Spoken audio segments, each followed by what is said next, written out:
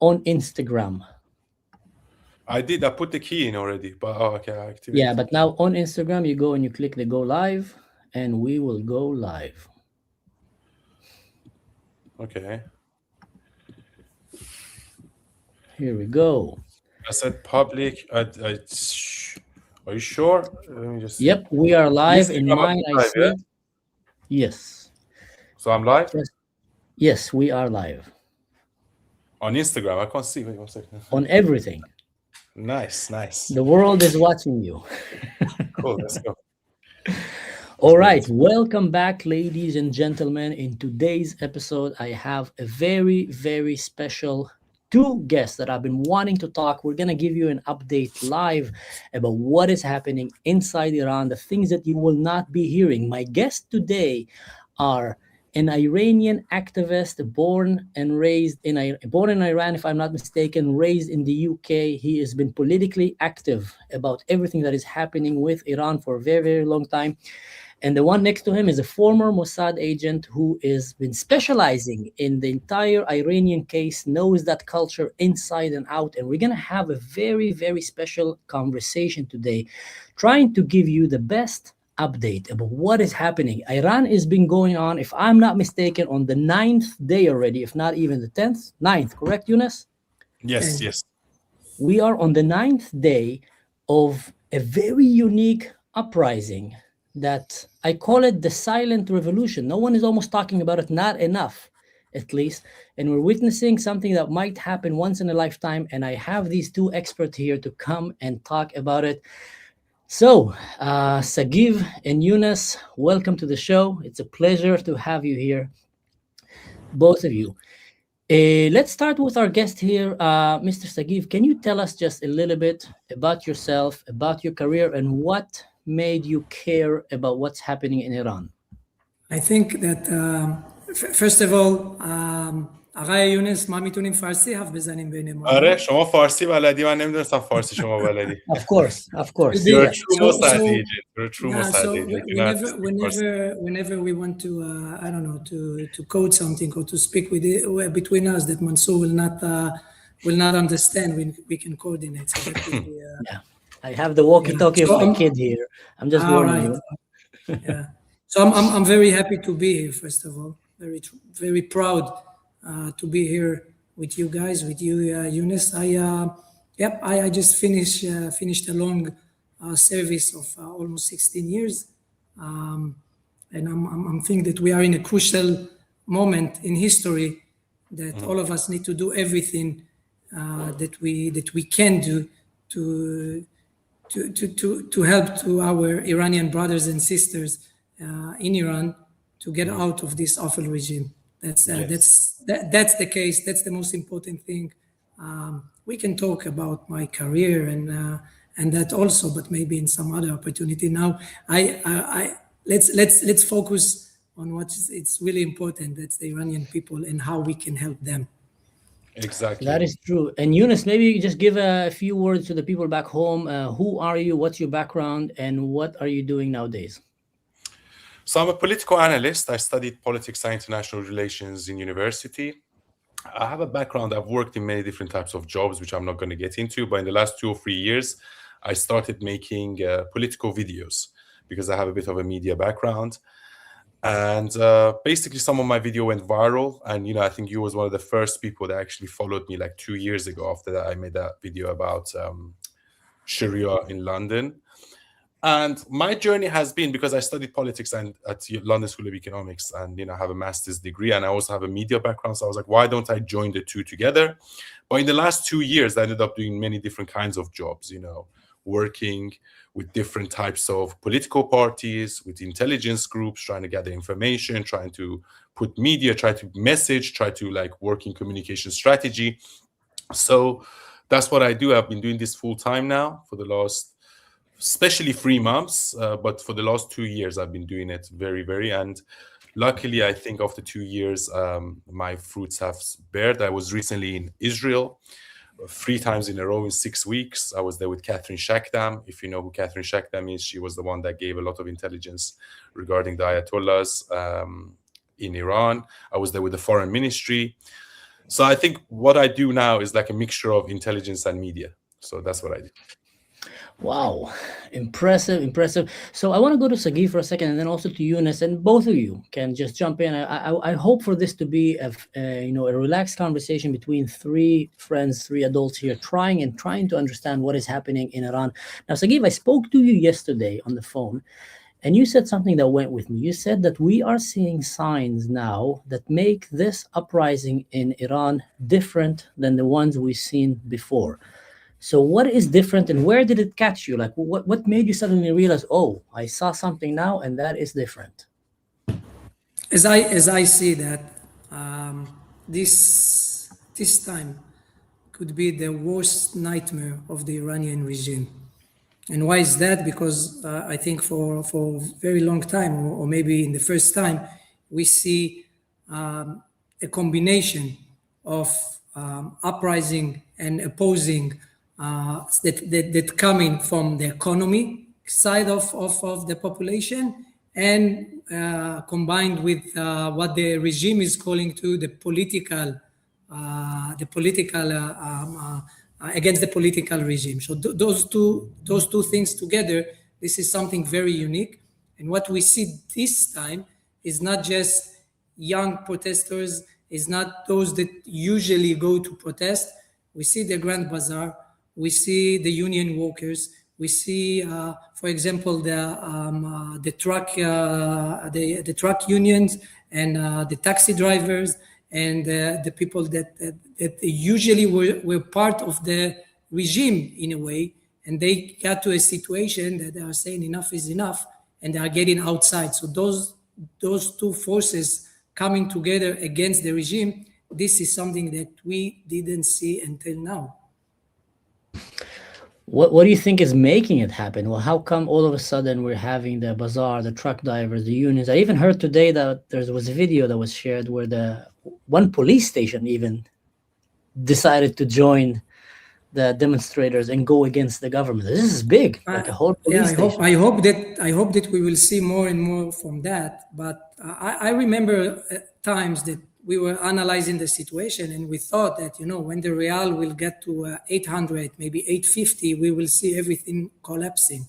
Well, that's not happened. And we are very close to 1.5 million, right, Younes? It's almost 1.5 million.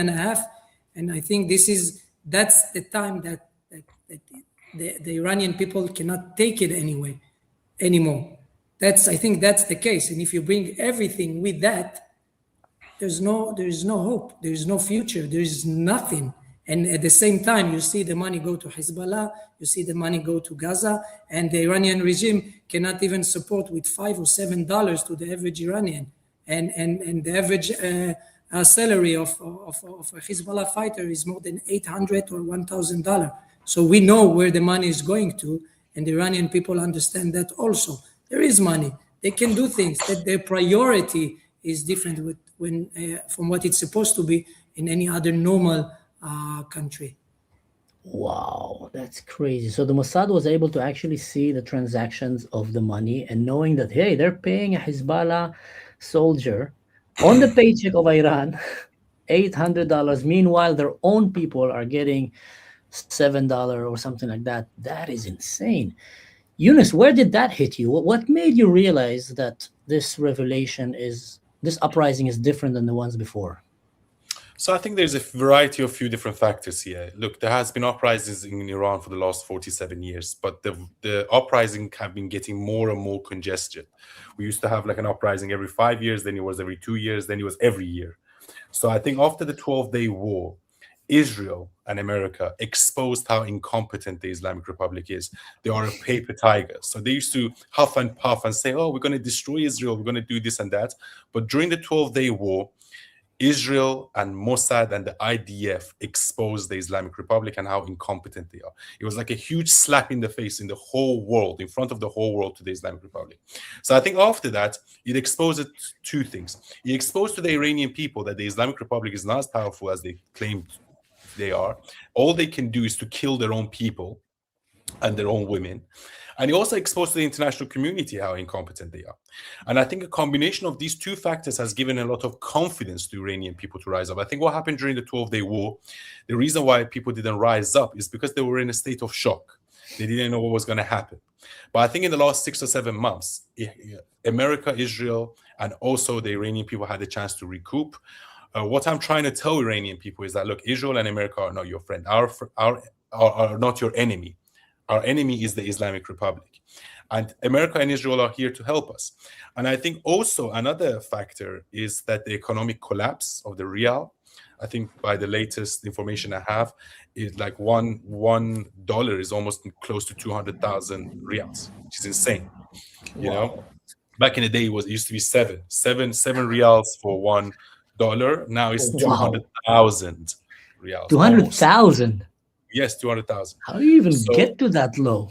Yeah, so it's like, I don't know, 20,000, 20,000x, 30,000x. So it's insane. So I think these are the economic, and also now Donald Trump. And look, the thing is, I don't think Donald Trump wanted to ever make a deal with the Islamic Republic, because the deal that he, sort of offered to the Islamic Republic would have, collapsed the Islamic Republic as is, because he told them no nuclear, no ballistic missiles, also reformations from inside, something that Khamenei would obviously say no to. But I think that was just like some kind of a bluff and a strategic ploy by Donald Trump. And he wanted to tell his base to say, look, I tried to make a deal with them. They're the ones that rejected it, so I have no choice but to attack them. And I think this whole tweet that he sent about, him being locked and loaded, or America being locked and loaded, I think Iranians inside Iran, they're more confident than they've ever been, because they never had a US president come and back them like that on social media, a tweet. So they're very confident, and they know that the Islamic Republic is weak, because, as I said, they expose themselves. So all of these factors, the economic collapse, the weakening of the Islamic Republic, the support of Israelis and the Americans, I think after 47 years, all of this is coming together. And we have a great prime minister, which is Netanyahu, and we have a great president, which is Donald Trump. So we needed all of these factors to come together for us to reach this point. I love it that you're saying we have, as an Iranian. Sorry, Sagiv, you're saying something. No, I would like to add to that something. In the 12 days war, it's true that we didn't see any response from the Iranian people, and a lot of people also in Israel were asking themselves why it's not happening, why they are not going outside. And it's true that it was like a shock. I think this is the first time since the Iran-Iraq war that actually people inside Iran heard the sirens and felt the war and basically were surviving. Maybe not everybody were understanding that Israel is targeting the Islamic Republic, targeting the regime, and absolutely not the people of Iran. But slowly, everybody understood that. But one thing was lacking in these 12 days, and by the way, it was lacking also in 2 years and a half in Mahsa Amini, in the hijab riots and protesters. But this is an international support, and it was also in 2009. It was not exist, not by Obama, not by Biden, and also not absolutely in a way that we wanted to see that I wanted to see that in the 12 days war. Because if you remember, President Trump, that since then did and doing an incredible job, in a way, he said something that America is not going to act to change the regime, and this was something that immediately we saw that when he said that, it's in a way it was not giving the Iranian people the back and the hope that they needed. And this is the key factor. This is the X factor that now we can see that. 2 weeks ago, Netanyahu flew to America, to Mar-a-Lago, met with President Trump. Everybody spoke about Gaza, about Lebanon, about a second stage in Gaza. But the only thing that was really on the table over there is the Iranian regime. And I think that Netanyahu brought the president to an understanding that nothing in the Middle East, nothing from his vision to a new Middle East with Saudi Arabia, with Egypt, with Turkey, with Gaza, with Lebanon, Syria, etc., nothing of that will not happen if the Iranian regime will stay, because we can win a lot of fights, but if they are still there, nothing will come to a successful situation. And I said before of this trip, if we will hear suddenly statements from the President Trump regarding the regime, we will understand that Netanyahu was successful in his mission. And guess what? Few days after, we saw the first tweet, and now we are hearing more and more. I think that there is an understanding that this is what needs to be done. And those two leaders decided that they are, first of all, going to support the people of Iran. And this is the only thing, more than everything, the Iranian people need is help and support and hope from the international community, to hear that everybody is supporting them, to hear that day and night, 24/7, that we are with you. This is what we need, and that was lacking for so many years. Wow, yeah. When I heard that, I was also a bit surprised. And how did you feel when you read the tweet from Donald Trump when he said that we are locked and loaded? If this regime starts killing its own people like they usually tend to do, United States is locked and loaded. And we know about Trump that when he says things, he means it. He's a president that actually does what he says. So, Sagiv, how did you feel when you heard that words? For me, I was finally, thanks God. That's what I felt. And the next step was, for me, okay, we need more than that. We need actually to see the steps that will support that. We need a lot of international leaders to deliver the same message. We need civil society, we need NGOs, we need people to people, Israelis, others, everybody to do everything that they can to deliver this message to the Iranian people. Because the Iranian people, they will do the job, they will take down the regime, not anyone else. The only thing that they need is hope. And this is our job right now to deliver this hope. Tell me if you agree, Younes. No, 100%. Look, at the end of the day, I think a lot of Iranians have lost hope because, as I said, we had a lot of protests for the many, many, many years. Even some of my friends here, I was saying, look, this time is different. They're like, yeah, just wait 2 weeks. It's going to die down again. Because that's exactly what happened. We used to have protests for 2 or 3 weeks. They used to come in, kill everyone. People used to get scared, go back in.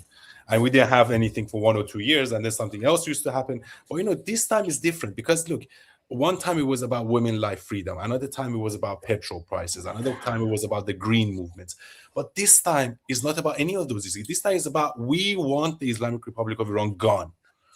Okay, that's what it's about. That's why they're screaming Javid Shah, because that's what they want. They want the Islamic Republic of Iran gone. And they have so much hope now, as Sagiv said, because now we have American president after 47 years directly coming and saying, we are locked and loaded, meaning we will back you. If they kill you, we will back you. And look, up to this point, 30 people have died. More than 30 people have died. 1,500 people have been arrested. There was a hospital that was attacked recently. So I think, look, if you're going to attack, then the time is now, because they have been killing people. They're much more passive this time. But also, what is happening, the protests are not dying down. Every single day, there's more and more people coming out in different cities. And I think it hasn't peaked yet. It hasn't peaked yet. So I think we need some intervention. We need some sort of intervention by Americans and the Israelis. Pretty much right now. Is any of you seeing a sign right now that makes you think, okay, I think that the regime is more nervous than before? Like, are they showing any signs that you can say? 100%. 100%. Even there was this Both of you giggled. I want to hear that. Yeah, Khamenei said he's going to probably escape to Russia, or he's planning to escape to Russia just in case. So, look, the protests in Iran, look, we've been building up to this point, right? And I think Iranians are actually one of the biggest supporters of Israelis. And I think during the 12-day war, what happened is that even though 80 to 90% of Iranians are against the Islamic Republic, there was still some percentage, like a minority still, but there was still some percentage of people that distrusted Israel, because they probably been brainwashed by this idea that, oh, they committed genocide, this and that. And what I was trying to do with my page, to go to Israel, to show to Iranians, like, look, Israel is not a genocidal state. The enemy is the Islamic Republic. And I think that message has resonated with people. Also, they're sick and tired of the fact that they can't afford food. They're hungry. That and look, they don't have water, they don't have electricity, they don't have gas. So people are thinking to themselves, look, we're going to die anyway. If things continue as they are, we will probably die. We might as well go out there and take a chance and take our country back. And now we have, Israelis and the Americans backing us. What do we have to lose? There's nothing to lose for Iranians inside Iran. Wow. We see a huge effort from Iranian regime leaders trying to separate between the political protesters and the so-called the economical situation or the crisis. And you ask about if we see signs that the regime is nervous, and that's exactly that. We heard in one day, we heard the Pezeshkian, the president, we heard Khalibaf speaking about that, and we heard the Rahbar, the supreme leader himself. Everybody is delivering the same message. We need to hear and to speak and to take responsibility about the economical crisis, but we need to separate that from the political situation as they see it. This is the biggest proof for that this is their biggest nightmare of those two things coming together. But I think this is too little, too late, and we need to make sure that what we see over there, in a way, it's not that Israel need to do, as I see that, it's not that Israel need to do something. It's not that America need to do something. It's the Iranian people are taking their own destiny in their own hands, and they do that. They will not accept someone else to do the job for them. And I'm not saying that we need to stand aside. Absolutely not. I'm saying exactly the opposite. But this is, and the Iranian need to lead that, and they are leading that, and we need to support and bring hope. And if the regime will they're already doing that, Younes, as you said, but I don't know if you will agree with me that in different situations, different days, the same amount of demonstrations, we were seeing those days not 35 people dead and wounded. We will see maybe 200 already, but they are doing everything that they can not to go there, because they know that everything is very, very close to fall down, to break. Exactly, because I think in one day they killed 1,200 people, if I'm not mistaken. In one day, 1,200 people. So they find themselves in a position where they're extremely tame.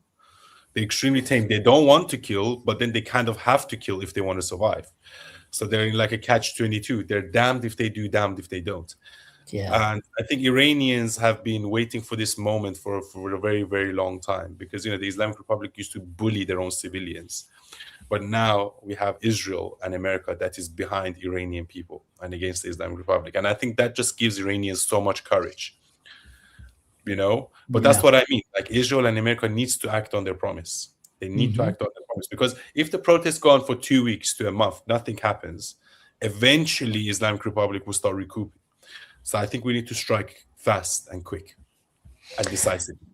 I can't agree more. Sagiv, I want to ask you something. As someone who spent years in the Mossad, when you saw the 12-day war, and especially the beginning of that war and the results that we had, were you surprised? Were you like, wow? Or you kind of knew that this is going to be the outcome? No, actually, I can't say that I was surprised. Nothing. The only thing that I was not surprised, but I will say I expected to more, and I think that all of us is to see the people in Iran reacting to something like that, and it didn't happen. I understand, of course, why, and sometimes need to some things take time, and this is what we see now. In a way, this is the outcome of what started a few months ago. But definitely not surprised. I heard the supreme leader of Iran right now saying that Israel was begging for a ceasefire after the 12 days war, and that of course, everybody understand and know that this is exactly the opposite. And as you said, Iran, I think everybody saw the true face of Iran worldwide as a paper tiger, and all the threat and all the things and everything that they saw, and they said all over the years were proven wrong. But more important is not what we saw. I think it's important what the people inside Iran saw, because I think 2 generations inside Iran were living under the, I don't know if they believe on the understanding that no one can harm them, that they have some kind of supreme protection, and that was proven as a lie. They see that now that they are not there, that exactly the opposite is the reality. No, that's completely the opposite. Did you? I might ask it differently. Actually, what made you care about the Iranian people? Now, I understand. If you're an Israeli, if you're in the Mossad, obviously Iran is one of the arch enemies of Israel. They want to literally nuke us. They want to destroy us. So that's obviously, we would want a regime like that to fall. But I'm hearing from you and from many Israelis in the service and outside that they not only are against that regime, they actually care for the people of Iran. So what makes you, for example, care for people that are from a faraway land, not necessarily even close to us, and in enemy country? So I think that everybody understands that, of course, in Israel, that the Iranian people, of course, are not our enemy. Exactly the opposite. Okay, they are our brothers and sisters. And what I learned, that our enemy is the regime, is the Islamic Republic. That's something that every Israeli is understanding that. And what I learned during the years, during my service, that I don't know any other country, any other nation that is more similar to Israel than the Iranian people. I can go with you, jokes, culture, everything. This is so similar. I've been in a place one time, and I can tell you in Georgia, in Tbilisi, went to a bar, was a group of Israelis, group of Iranian. You cannot define or say who is who. So the Iranian people, especially the young generation, are our brothers and sisters. They are very close to us. We are sharing the same values. We are sharing. If we go back to the history, not the history of 50 or 60 or 70 years ago. If we go 2,000 years ago, and even more than that, those are two ancient nations that brought a lot of light and good to the world. You can't look on Iran of those days. This is the last 50 years. This is nothing if you compare it to the history of this great nation, of these great people, and with their great culture and their good things that they brought to the world. This is who's the Iranian are, and the Israelis understand that, and the Israelis are willing to do everything that they can to bring those two great nations together to a place of bringing light and good to the world. And it will happen. It will happen very, very soon. Hopefully, man. And I can add to that even that personally, I'm not coming from Farsi or Iranian background, but I married and my wife is Iranian. Really?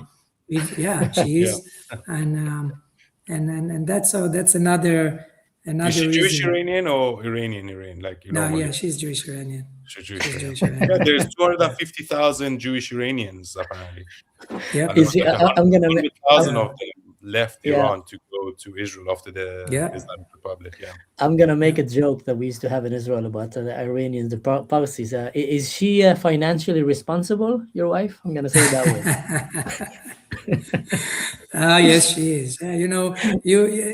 Younes can tell you, Iranian women. That's it's everything around that. Strong ladies, strong women. Yeah. No, they are for sure. Depends, actually. Depends. But I think I was in Israel 3 times as well. I think the girls in Israel are quite good too. So I always make this joke that I might end up getting a Jewish wife or an Israeli wife. Because also what's funny, when Cyrus the Great conquered Israel, I think Xerxes that was actually married to Esther, and I think he actually brought a lot Hashverosh. of the Yeah. Israelis and the Jews back to Persia and I think our bond goes back many, many years. So I think, 3,500 years, if I'm not wrong. So I think that way, culturally, we share a lot because we kind of evolved together, even before Mhm. Islam, even before the Arab conquest and all of that. So I think, yeah, historically, even because that I felt the same thing, honestly, because I went to Israel, I never felt out of place. I think people treated me very nice. I went to a lot of parties, met a lot of people, professionally also met a lot of people, and it was just a great time. And I think you guys think the same as us. We have the same kind of sense of humor. We like to have fun. And yeah, it's just a shame what happened in the last 47 years because, the Islamic Republic is not Persian, it's not Iranian. They're like Shia Muslims caliphate that somehow managed to take over a country. And I always make this parallel. You know what Islamic Republic is? If Hamas was able to take over Israel, that's exactly what happened to Iran in 1979. We had a group similar to Hamas come and take over control in Iran. And that's why we have. So I think that's why I always say if Israel falls, the whole Middle East and by extension, the whole West falls. So it's very important to protect Israel. Did you feel at any moment afraid or worried being in Israel? Not at all. Not at all. I actually had a great. I used to tell people, I was like, look, I'm Iranian, I'm not Jewish, just to see their reaction. And And they used to love it. They were like, man, that's so crazy that, you're Iranian, you support Israel. We love people like you, So, yeah, I think most Iranians support Israel. Most Iranians love Israel. And I think Iranians and Israelis, they're in this situation in the Middle East, both of which they don't think like they belong. Because our I think culture is not Israel, it's yeah, not really Arab. We Persians have their own culture, Israelis and Jews have their own culture, and we kind of feel out of place in the region. So I think it's very important that we strengthen this friendship because otherwise, yeah, if we're isolated, then we could collapse. But if we manage to, we call it the Cyrus Accords. They call it the Abraham Accords now. I think the Cyrus Accords is the Cyrus Accord. I like that. Yeah, I yeah, think Israel is one of the only places in the Middle East that you can actually come in the street in Israel and tell them that you are from an enemy country, and the people would actually like you for that. And like, wow, you're here, and would want to listen. I mean, if I will go to Syria right now and I will say I'm from Israel, I will not make it out alive. Same thing in Lebanon. In Jordan, I had to hide my identity many, many times. In Egypt, also. In Europe, often I need to hide my identity when I'm speaking to Arabs or to Muslims. But in Israel, you can be literally from Iran, you can be from Tehran, you can come from who knows what, and they will actually say, "Oh, wow!" And they will sit with you for a coffee, sit with you for a beer, will talk to you, argue with you if needed, but they will not go and really, attack you or try to lynch you like they're trying to lie. Um, yeah. how does a revolution actually win or lose in your eyes? What do we need to see right now, aside from the people running in the streets and the demonstrations? What do we really need to see right now that we start understanding they are winning or they are losing? In my opinion, or in Sagiv Both. opinion. Anyone. Just free question. Do you want نفهم to إن go? شاء الله. Khalifa Chash.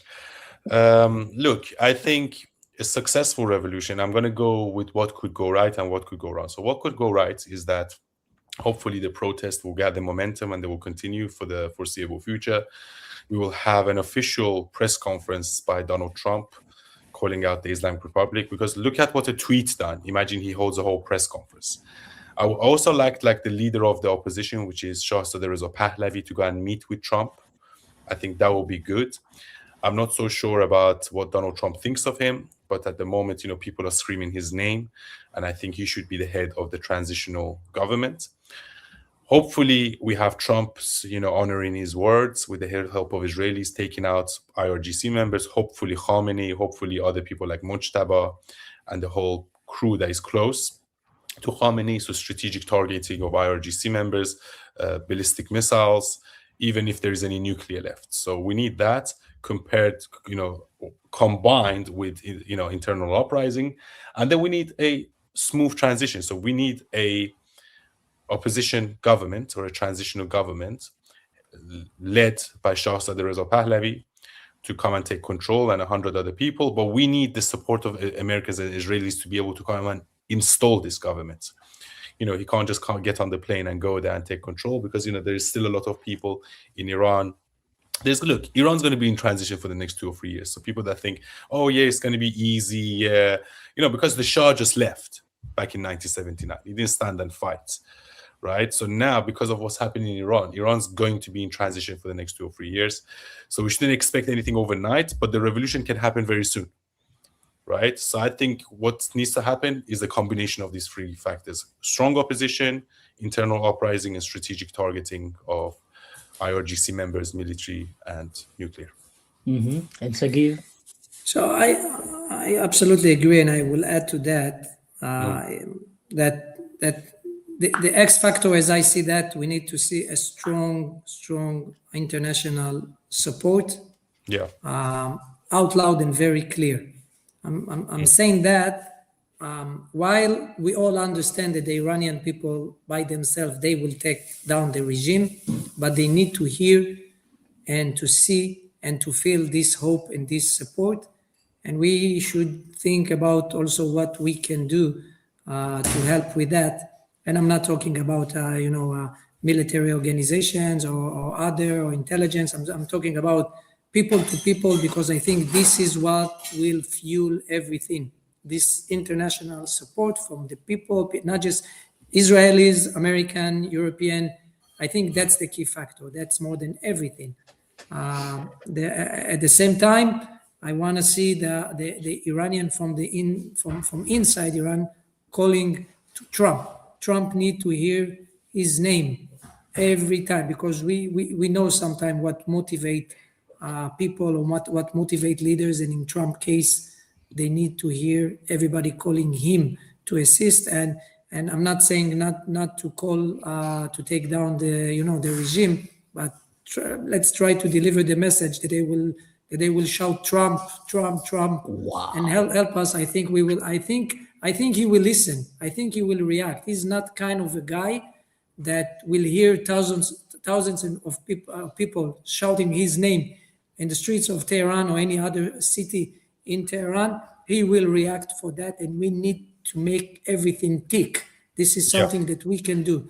The second thing, that it will be a great sign if we will see that in Iran, if we will finally see military forces like from the Basij or from Artesh, that in a way the minimum is not allowing the protesters to do few things, or in the maximum even joining them. This is something that I think that if we will see that, if we will see this uprising from inside the intelligence and the security forces in Iran, we will see that we are in the right way to achieving what we all hope it will be achieved. Listen, man, those I really hope. Two key factors that I really hope that people from Iran listen to your word right now here. And I'm really serious about it. I mean, Younes, what do you feel about it as well? If we will see suddenly thousands of people in Iran going in the street and shouting, Trump, Trump, come and help us, calling for his name, that video will go viral. That video will show the same effect that we saw in Venezuela. Haters will hate, lovers would love. Trump went and basically took down this dictator, and then all of a sudden the Venezuelans are going around celebrating, and some of them know how to dance, shaking their booty and I don't know what.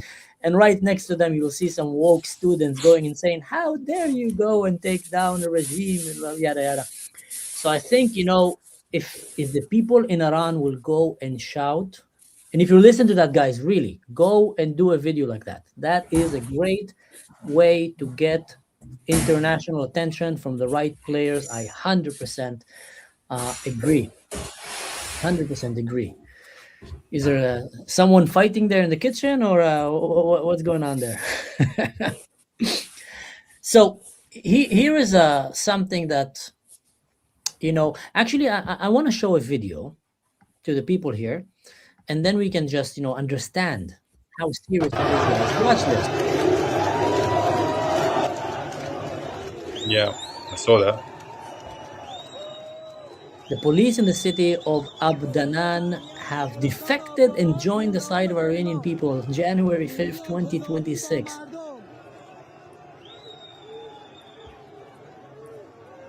This This is crazy, man. This needs to be contagious. Whoa.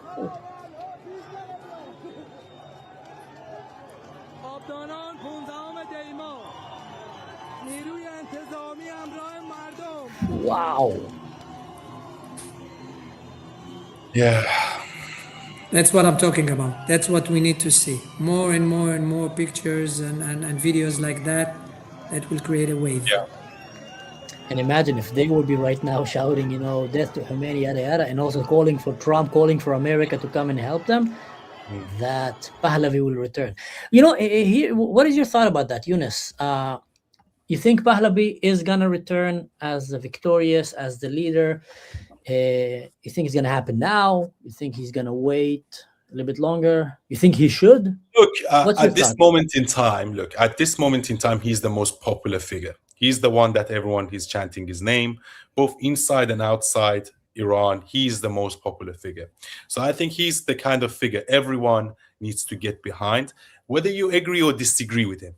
I think he needs to be the head of the transitional government. And maybe in 2 or 3 years' time, we can have a referendum, and then people can decide whether they want a republic, whether they want a monarchy, whether they want a parliamentary system, whatever they want.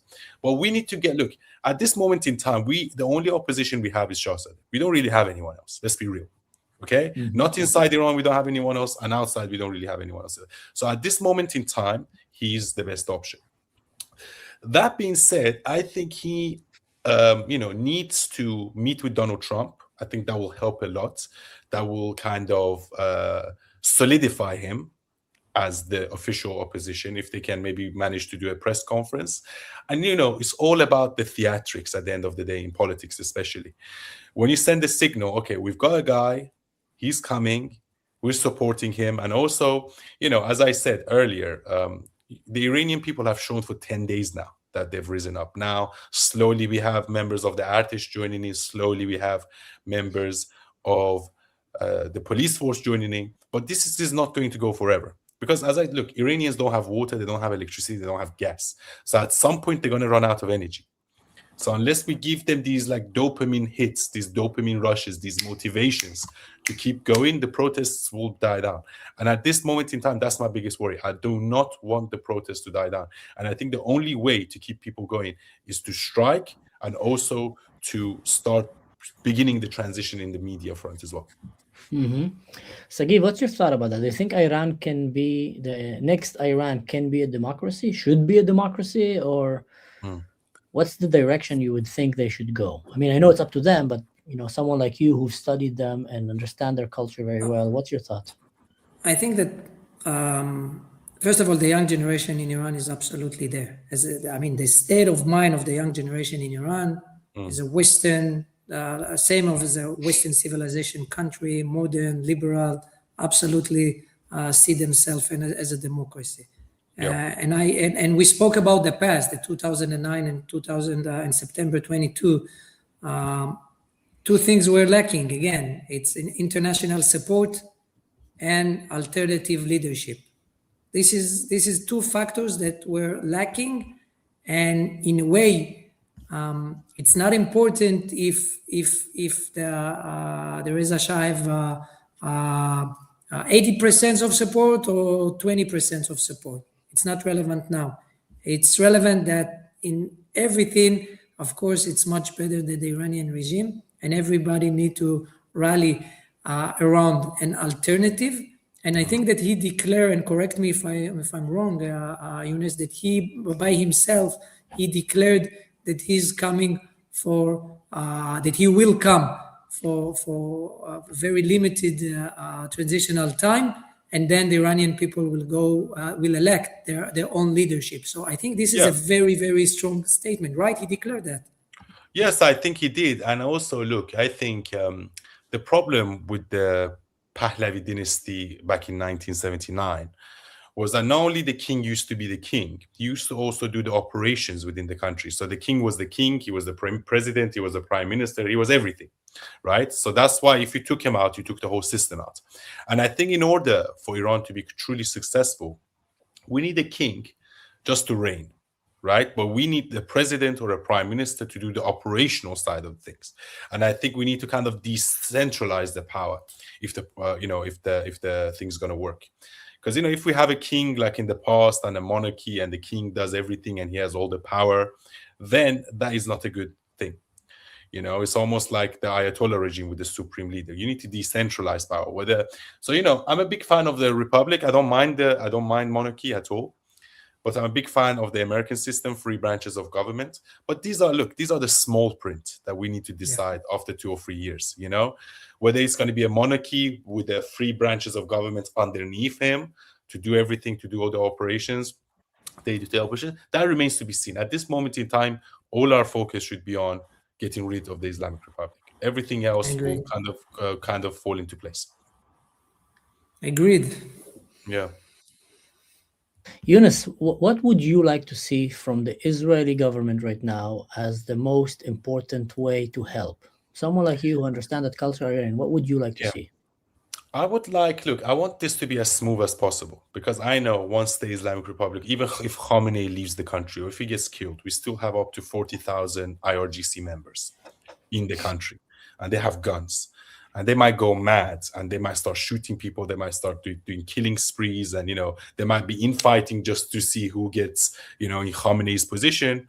We don't want any of that to happen. So I want from the Israeli government and the American government to militarily support us, not with boots on the ground, but aerially, to take out these people, take out their bases, take out their weaponry.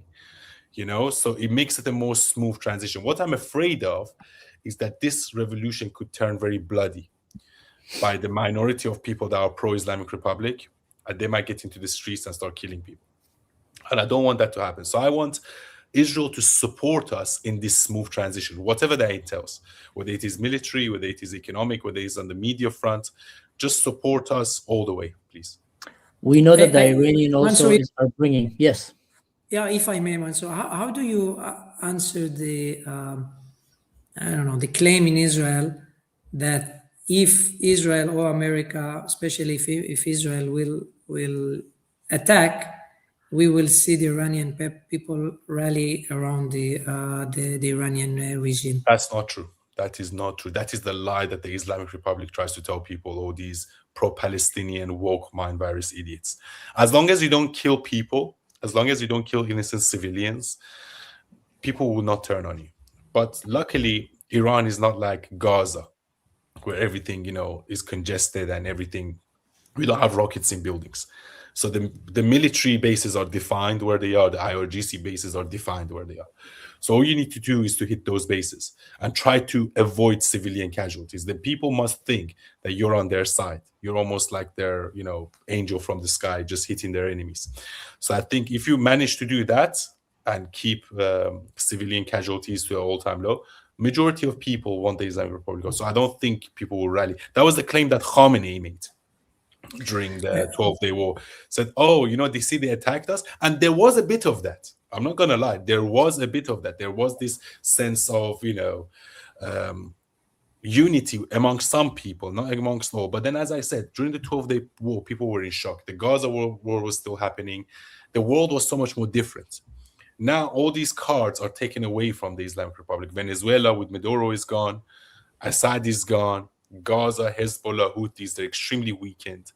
And Iranian people can see that. As you said, Iranians, the government came and offered $7 a month to each Iranian, $7 a month, just to bring down the temperature a bit. And just people. Are you kidding me? As you say, when there is. No, and then by the way, said that they don't have it, and maybe it will be 5. Are you listen? Someone left a comment in the beginning of the show, and I thought it was a joke, so I didn't put it up. The regime supposedly offered $7 to go back to their home is enough for a super chat. Someone made that comment, and I read it and said, "Nah, that must be a joke." But now you're saying, so that's real. Yeah, that is real. Yeah. So people, there hasn't been any this much motivation to get rid of the Islamic Republic so far in the last 47 years. But my only concern is that people will gas out. People will eventually run out of energy. So something needs to happen within the next week or 2 max. That's crazy how I've heard people in Iran already thanking Bibi Netanyahu, thanking Trump, thanking the Mossad for coming to help them. And then I heard the same thing in Syria and some in Lebanon. Somehow the Mossad have managed to get two names for itself: the most badass, most dangerous organization on the face of the planet, and also the most kindest organization that is actually going and helping people in need. I think that's a very good place to be, where the good people are actually counting on you to come and help them, while the bad people are shitting their pants, browning their pants. That's why I say Khomeini is wearing a brown, shirt, because he want to hide his poop whenever he thinks that the Mossad agent is around him. But that's crazy. But by the way, Sagiv, does it feel weird for you now that you can freely talk about your previous job, or like does it feel like still kind of Oh, after so yeah, many years? you don't know how much, and that's yeah. I need to get used to the new position and to this these cameras and all of that. But again, I'm still in a mission. The fact that I'm out of duty, I see myself committed to the same goals of as an Israeli, as a civilian. I think there is nothing more important that we can do and we can support for ourselves, for Israel, but also to our brothers and sisters in Iran. And this is what the world need right now. This is a war of civilization, and everything is coming to that. So many things that's been under the radar for so many years are now coming outside. And Younes, Yeah. I asked you before this question because I 100% support your position, but I see a paradigm in Israel that slowly taking our and again, I'm not representing anyone except of myself right now, Yeah. but I'm trying to change that inside Israel, that we will be in a place of exactly what you just said, because I see also a small window of opportunity to actually make it happen, Yes, and I hope exactly. that I will make it to make the change. Yeah, hopefully, if you could, that would be great. But also, I feel like there's more motivation from the Trump administration. I feel like if you look at Trump, his rhetoric and the way he's doing it, he seems more motivated than Netanyahu to strike Iran, which I find a bit strange, to be completely honest. You know, I don't know what the internal temperature in Israel is. I think there's elections this year, and maybe Netanyahu is scared. He doesn't want to enter another war.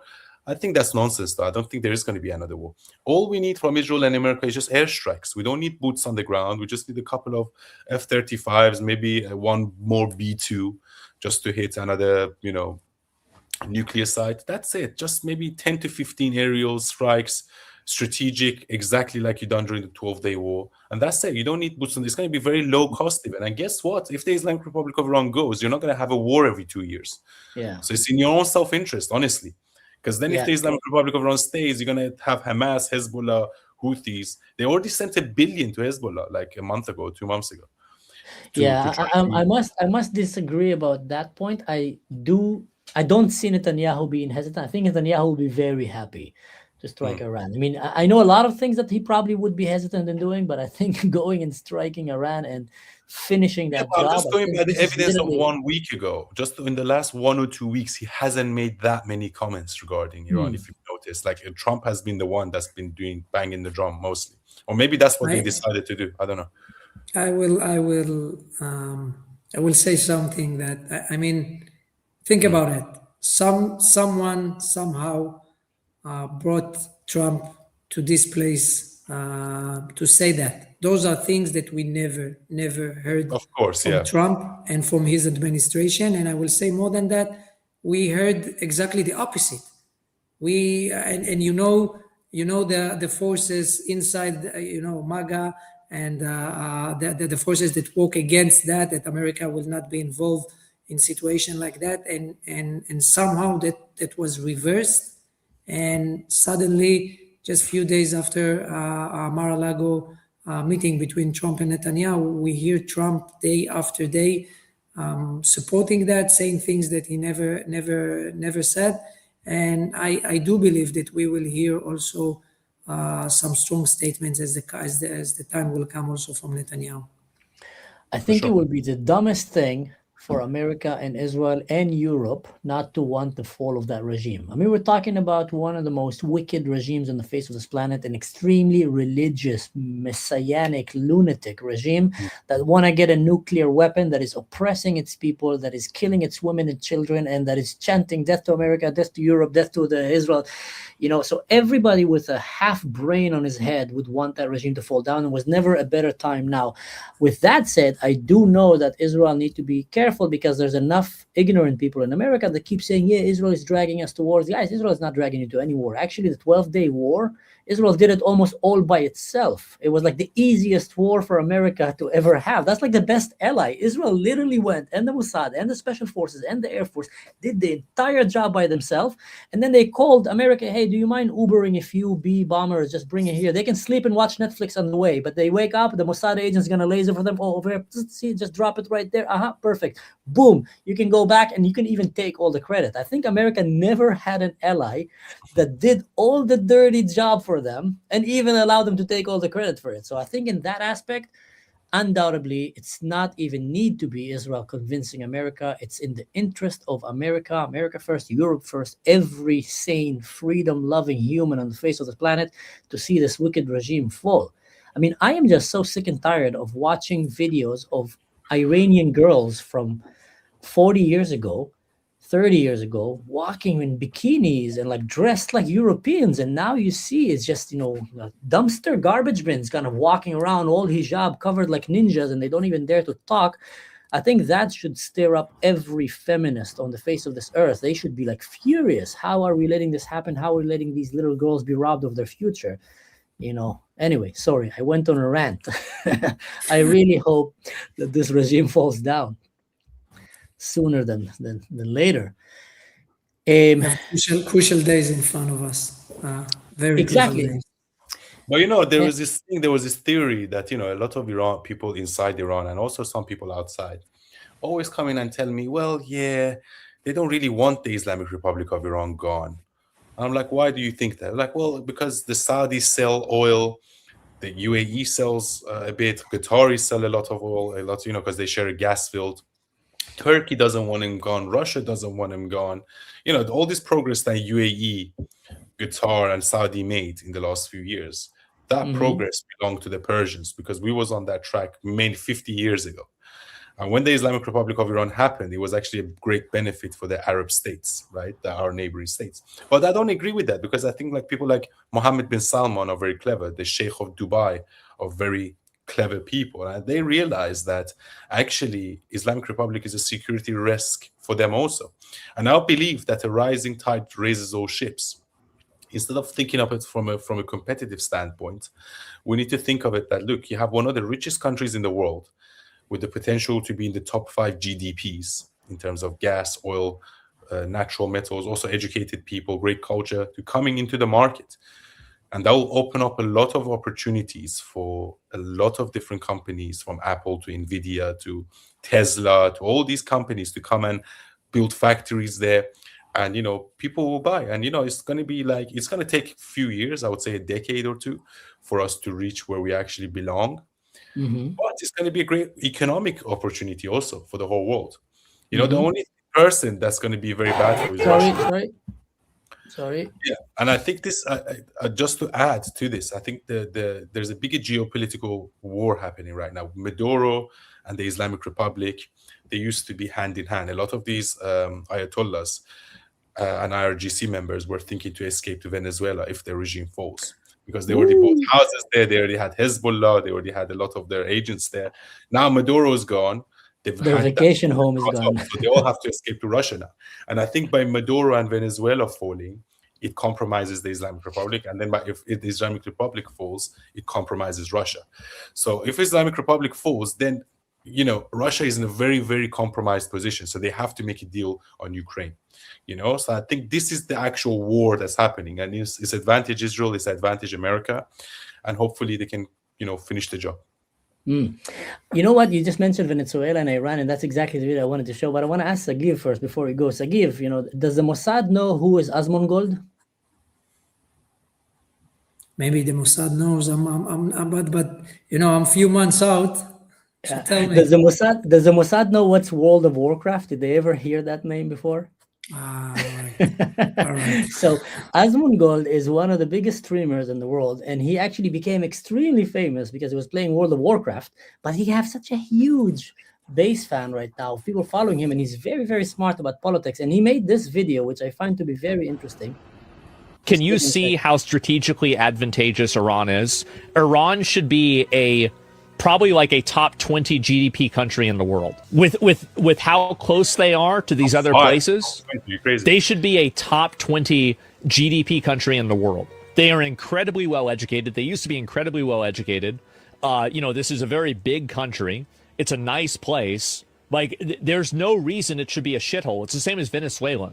Venezuela used to be the 4th richest country in the world. Now it's a shithole. They even said it.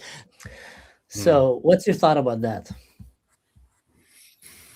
Well, I don't have any doubt that Iran is not in the place that it's supposed to be. Not history-wise, not economically-wise, not regime-wise, people-wise, education, anything. This is an oxymoron that it's so hard to explain. But if I'm looking on a history of 3,000 years and more, I think this 50 years or 60 years will be, nothing in few years. A small mistake of this of in the history of this great nation. But we still have work to do that we can summarize this very, very bad part of the Iranian history. Yeah, that's crazy. Like, Iran is so big, have so many natural resources, have such, so many humans live there that are extremely talented. And just like you said, the young generation there is very westernized. A place like this should be one of the most successful countries in the world. It should be, the Middle East should be doing much better than Europe. We have better weather, better resources in so many aspects. Yeah. And if you look at it, the main challenge here, and I know I'm going to sound politically incorrect here, but it's Islamic governments. Islamic regimes keep taking back their people to the Stone Age rather than letting them go into the future. Yeah. And everywhere that you let them roam freely, except from a few kind of, rare examples here and there, that's the main thing that needs to be changed. If Iran now takes away the country, do you think they're gonna still identify themselves as a Muslim country, only a different kind, or you think they're gonna completely abandon that religion? Well, what's your thoughts? I don't think so, because first of all, there was a recent poll out that said more than 60%, almost 2/3 of Iranians don't identify as Muslim anymore. And that's because of what the Islamic Republic of Iran done by forcing Islam on people. He puts Islam off. He put people off Islam. So, and I was actually thinking about this just now, and I think if you look at it from a philosophical standpoint, I think Iran was due an Islamic Republic. And why do I say that? Because, Iranians are not even Muslim. 1,400 years ago, Islam was something that was imposed on us. And it actually took them 300 years to Islamize Iran. And the way they done it was by killing people, beheading people, forcing people, or, charging them jizya and saying you need to convert to Islam. So it took 300 years for Iranians to become Muslim. It took another 300 years for us to get rid of it, right? And again, I think the Islamic Republic was basically the second coming of what happened 1,400 years ago. And I think it needed to happen for Iranians and Persians to realize this forever. Don't mix politics and religion together. And also Islam in its purest form is not a good thing. I'm not religious myself. I believe in God. I think all religions to some extent have something good to say, something bad to say. But the problem with Islam is that it's a very extremely militant religion. It's here to govern. It's a political religion. It's not just a spiritual religion. So I think if the revolution happens, if we are going to have a state religion, it should be Zoroastrian.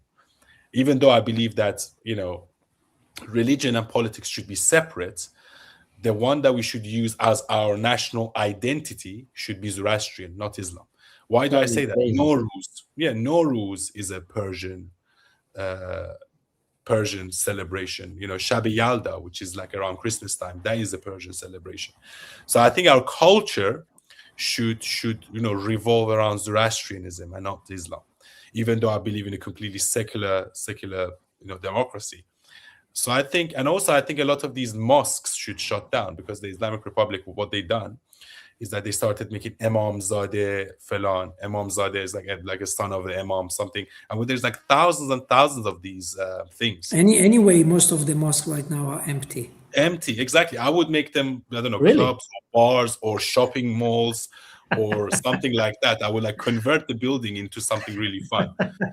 So Imagine that. Escape rooms. Make it escape rooms. yeah, Gaming escape rooms, centers. exactly. When you I look would on the keep young, it I'm 100% agree with Younes. When you see the young generation in Iran, they are not getting back 50 or 60 years to the history. They go back to 2000 and more years to the Zarathustra history, and you see that by the names, and even going back to the original Farsi language and statements that Farsi, not using things that came to the language from Arabic. So I agree. that's Yes, I would actually take it a step further, and this might be a radical idea. Persians used to have their own letters called Khat Mikhi. yeah. I encourage everyone to go and look up Khat Mikhi. It's like Khate space Mikhi, Mikhi, Khat Mikhi. And it looks like Chinese. Our original is even more beautiful than Chinese. I don't know if I can share my screen. I can show it to you, or maybe you Yes. can. Or send me a picture. Yeah, sure. This is what it looks like. I'll send it to you via. Can I send it in the chat? You can send it in the WhatsApp also, and I can take it from there. Khatimihi. Most common look meaning, at this, are you look at this. drowning a line? You look. Or are you- Look. I sent it to you. Just click on it on WhatsApp. Okay, I'm gonna download it. No, it's just a link. It's a link. You just click on the link and then you can share it on the screen if you want. Okay. Let me then see how can I share. That'd be cool. Share screen. Maybe I can share it. Wait.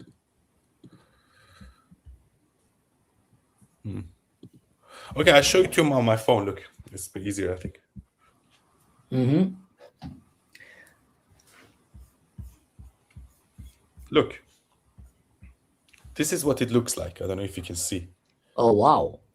Yeah, we see that. It looks Chinese. It looks like ancient Egyptian also, or I don't know. Yeah. That is like that is the original Persian letters we used to have. So this is like the cylinder of Cyrus. Hey, Israel did that, Bill man. of Human Rights, the one that gave the rights to Jewish people to live in peace in Israel. The cylinder of Cyrus is written. It was on in that. this language. Yeah. Yeah, it was like this. Listen, nobody believed that Israel will ever get back to Israel. Nobody believed that the Jews will go back to reading and talking Hebrew. Nobody believed. Yes, exactly. No, and it happened. Now you have ChatGPT in Hebrew, guys. So I mean, let's be honest. Old ancient languages and cultures can be revived. It just needs the right people, the right vision, and to consist with it. And that would be so cool. Yeah, I think we need to separate Arab culture and Islam from Persians. And I think in order for us to have success long term, we need to separate the two together. Even though, look, I agree. Look, there's still going to be 20 to 30% of Iranian community that's going to be Muslim, but that's the same as Israel. You have 2 million Muslims that live within you. But we need to have our own culture. You have to say Persian culture is supreme in Iran. And I would also change the name from Iran to Persia. Absolutely. The Farsi culture is absolutely the root of everything that we are having in Iran, and there's no doubt that that's the main thing, and that's the main source of everything that we see among the Iranian people, especially the young generation. There's no doubt. I would say the Farsi culture is a big foundation for our Western civilization today. Even it was such a big culture that affected everyone. They went and reached all the way to ancient Greek. I want to come close to the end of the show, guys, because I know it's getting late. And wow, we've been having 500 and more live viewers steady, going straight through the entire show. That is amazing. If you imagine yourself in university and you come to speak and you get 20, 30 people, you'll be like shocked. So we will have like a very people are definitely fascinated by hearing the two of you, and I am myself. Now, I know there's probably some Iranians that are watching us right now, and maybe we'll watch it even after. Yeah.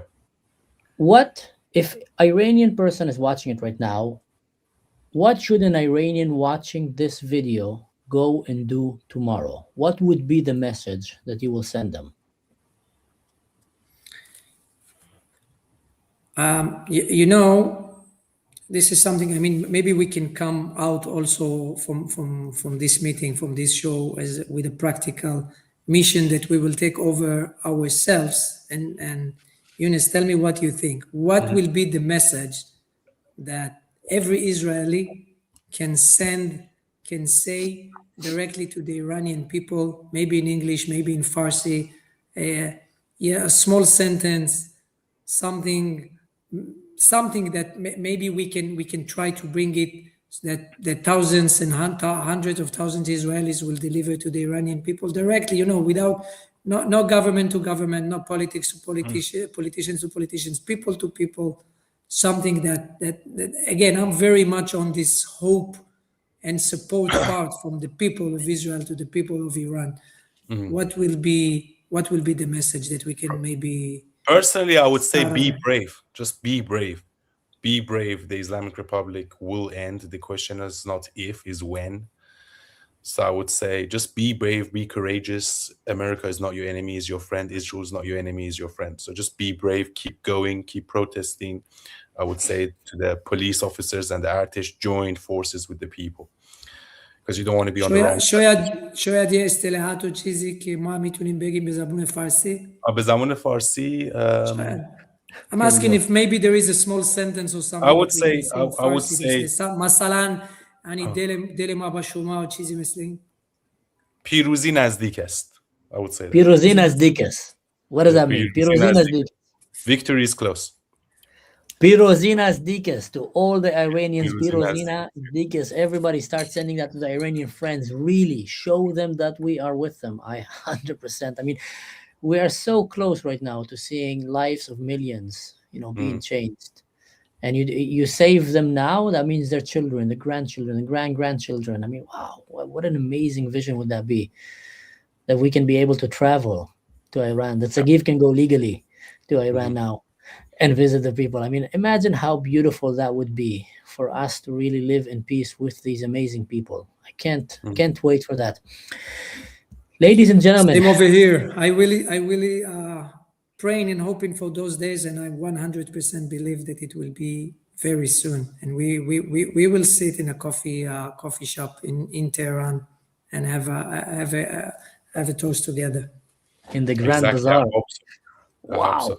You know what? I want to finish with another practical call for action for the Westerners who are watching this. What do you think is the number one thing that the Westerners should understand or should do to actually help free the people of Iran? Go ahead, Sagiv. You go first. Second, the Western people, Americans, Europeans, college students who are watching this, what should they do to actually help the people of Iran?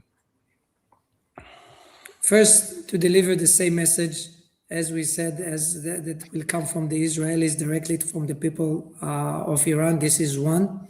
Second, to put all the pressure that they can do, that they can have on their own government to go outside in a very strong, loud voice against the regime, and eventually, I mean to support the regime, not just politically, but also, I will say everything that related to influence and public perspective, and go out from that with that.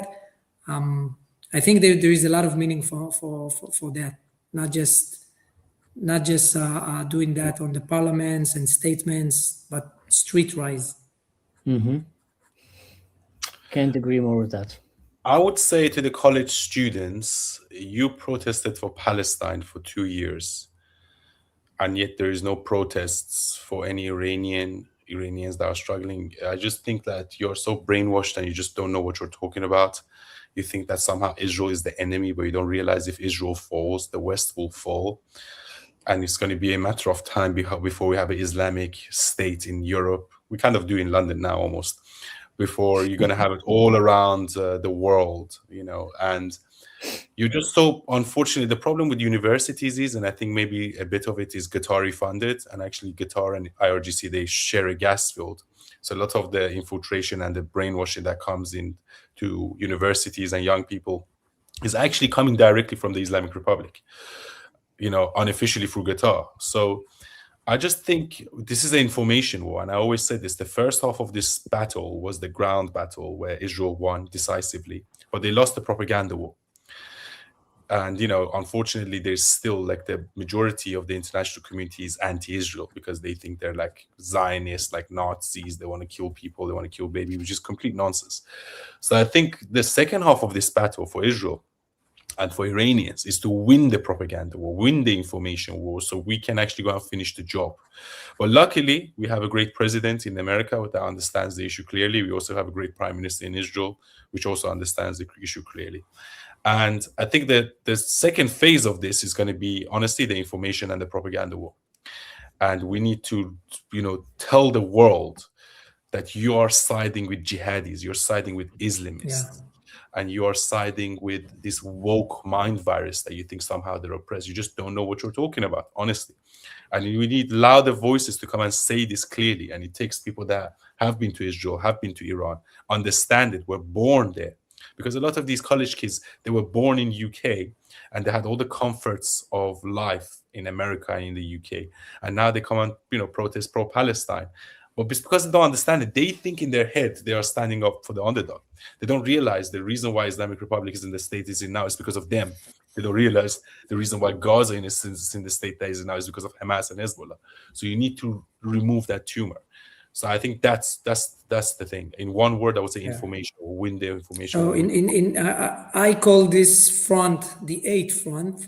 Yeah. Understanding this is not a propaganda. This is not and we call it in Hebrew hasbara, explanations. And it's very much true. It's not a fight against Zionism, not against Israel, not against anti-Semitism even. This is a fight for Western civilization and the survival of Western civilization. And also we should talk about that 8th front, because it may be another opportunity, but it's all related. It's true.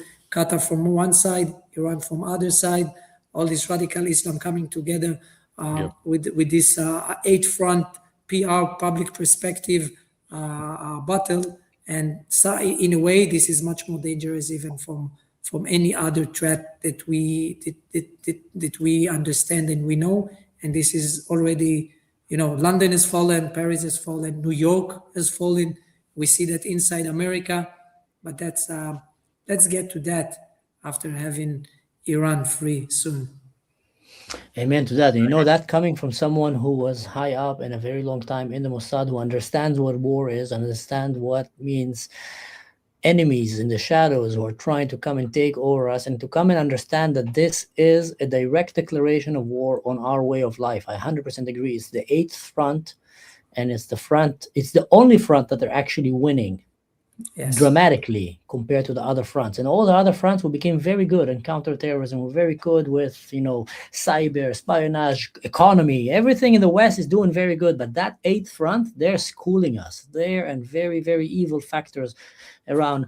But I want to finish here with something, guys, to show you who are we fighting for? Who are the people of Iran fighting for? And for all the college students, if anyone ever get to watch this, which I doubt, but if they get to watch this, then look at these Iranian girls, and look particularly at one girl that dared to do the unimaginable. If you think you've seen bravery, that is bravery you're about to see now. But look how hesitant she are, because she knows the price that she might pay. That is bravery, not going wearing kafia and supporting jihadists. That is not bravery. Watch this, guys. In a lifetime chance to save the lives of millions. Look at her face. Mind-blowing, and they're counting on us. She's covering her face. She's afraid, That moment really caught me. When you see her, I'll show you guys the lives of millions. This Look is mind-blowing. And after she did that, it's an instinct already. The girls there are so scared. They're so terrified.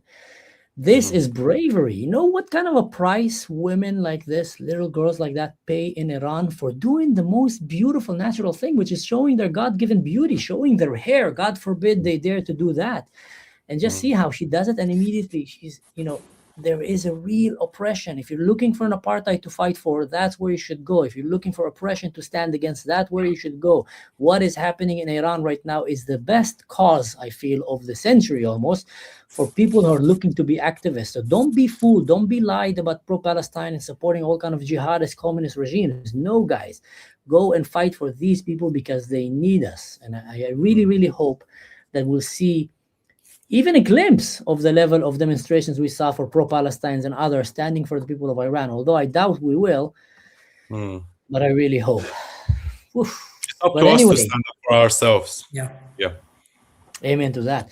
Well, Right. ladies and gentlemen, it's been an hour and 20 minutes. Fascinating conversations. To all of those who watched right now also, don't forget to go and follow these two amazing gentlemen, especially here, Sagiv, who is new now with his Instagram account. And Can't be more new than that. Yeah, he's I new tagged and you he's in a getting story, used by to the it. way. I tagged you in a story, so I think you should get some followers. Hopefully. Exactly. Let's help his account can- grow we- his voice. Yeah, we can finish with Younes suggested to say to our brothers and sisters in Iran, right? برادر و خواهر ما در ایران پیروزی نزدیک است. دقیقاً. برادرها و خواهرای ما در ایران پیروزی نزدیک است و ما برنده خواهیم شد و جمهوری اسلامی ایران ساقط خواهد شد با امید روزهای بهتر و روشنایی بر تاریکی همیشه پیروز است. Here you go. نزودی. A former Mossad agent and Iranian meets in the bar. They start speaking Farsi, and the Druze guy here is just staying, with pita and zatar and just kind of. Yeah. I love it, guys. I'm gonna join what they said. I don't. Tell us what you said. Let me understand what you said. بفرمایید. I said that light will always conquer darkness, and the Islamic Republic will soon collapse, and victory is close. Amen. Yeah. And Sagiv, what did you say? Same, that to our brothers and sisters in Iran, from the people of Israel, the victory is close. Amen to that, guys. To all the people in Iran, we are with you. Baruch Hashem. Amen. Baruch Hashem. Baruch Hashem. Amen. Inshallah. Inshallah. Yeah, we're gonna finish the episode, guys. Thank you for sticking around. Farsi we say Omidvaram. Omidvara, exactly. Don't forget to do the like, share, subscribe. Go and check Sagiv and Younes and everybody here. We appreciate the time that you've given us. And like I always finish my episode, don't do anything stupid. And in general, just don't do anything that I would do, which is a very good tip for life. I'll explain it next time. Thank you.